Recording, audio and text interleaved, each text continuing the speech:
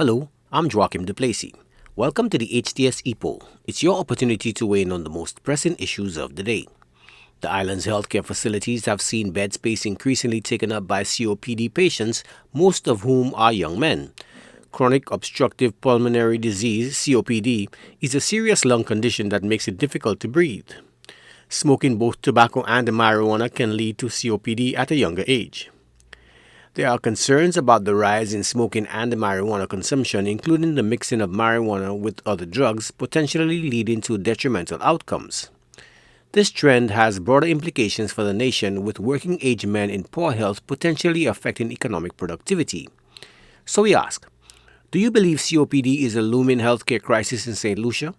We took to the streets to get your opinion, and here's what you had to say. Anything that is of significance ought to be considered a health crisis. So if that's what it is that I am aware that it is increasing, and once you're going to have those kinds of crises, you know it's going to be a strain on our resources, and our already scarce resources. It's going to create issues for our families.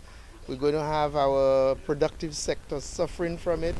So we just have to watch our health. And perhaps it has to do with the environment, maybe all the pollution that we have as well. So definitely I think we need to consider it, have a task force or a group of people or our medical people, have them do something about it, because we cannot afford to let our people go like that. I think because it's affecting a lot of people. And when it comes to the cost, but most people, you talk to them regarding that, and they disregard it. Those that have the resources, they can help themselves. But the gas, I know the gas because I have friends and family that have been through it, and I don't think it's a pleasant thing.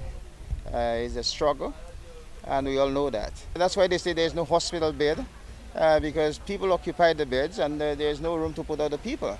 And if they only take control of what's going on, what they can control, it will be a pleasant thing. It is sad to say. It's not because I'm not a smoker, I'm bashing anybody, but it's not something. It's something that people, they themselves can do something about it. I think it's a long time that we should have already start a campaign on the crisis of COPD, because COPD really is taking the life of so many young people in St. Lucia, that especially, I don't know, in the area where I live in Denny Riviere, so many young men has gone down for COPD, and it's like everybody's quiet and nobody's sounding an alarm about COPD. But I think it is time that the Ministry of Health, together with all other participants, doctors, nurses, everybody, declare it a national crisis, just as Lisport also should be declared a national crisis. COPD the very same way.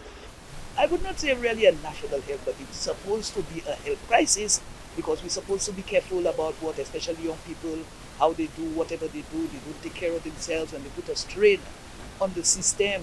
The doctors, nurses, and everybody is overwhelmed. Then we complain, government not doing this, people not doing that, and this is not happening, that is not happening.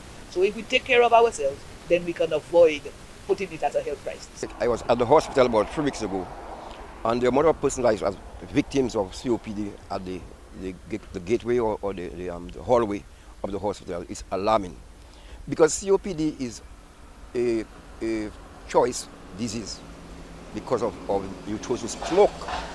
However, it is so critical for this country now, because a country with poor health, a country who has a low productive rate of persons being employed, and our young men are becoming victim of COPD. I mean, how can you tell me that God made you to take in oxygen and you want to take in carbon dioxide or carbon monoxide into your system? It's an issue of choice. So what I'm saying, I believe that the country should mount a national campaign, a medical national campaign, to educate, to sensitize, and to mobilize persons in a direction that would create positive health, and that would deter our young men and persons who are inclined to smoke, because it is taking a negative toll on the coffers of the country in terms of the medical attention we have to give to those persons.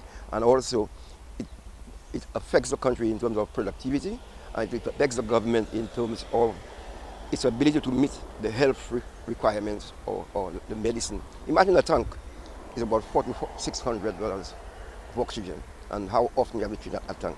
that is impacting negatively. And I'm saying that I will support a national movement to try to deter this. COPD, the people have to stop putting tobacco in the weed for them to smoke it. And then it causing their lungs to stop for them to breathe. And that causing a problem in the healthcare system. Well, it's a problem, eh? It's very critical because they mix in the weed, whereas they're not supposed to mix it, because my son died with that. And what that's doing that, they call it the creepy, because they use embalming liquid to spray it. That's why their lungs close in and they cannot breathe. So they have to stop smoking creepy, right? And smoke natural weed if they want to smoke. And do not put yes. tobacco in it. And don't put the tobacco, because it's causing a problem in the healthcare system. So we just have to take care of ourselves and things will be good. Now to our new discussion. 2024 marked a record year for tourism arrivals in Saint Lucia, surpassing the previous high set in 2019, according to the Saint Lucia Tourism Authority data. In 2024, the island welcomed a surge of stayover visitors, including cruise passengers, contributing significantly to the local economy. On Friday, February 7, 2025, St. Lucia experienced one of the busiest cruise ship days of the year, with 7 vessels bringing more than 6,500 passengers to its shores. While official figures point to a thriving tourism sector, the critics worry that increased cruise tourism isn't translating into tangible benefits for residents' daily lives. They question whether profits are concentrated within larger entities rather than benefiting the wider community. So we ask, are ordinary St. Lucians feeling the direct benefits of this influx of cruise ship visitors? Remember, our Epoll team is always on the go to get your responses as well.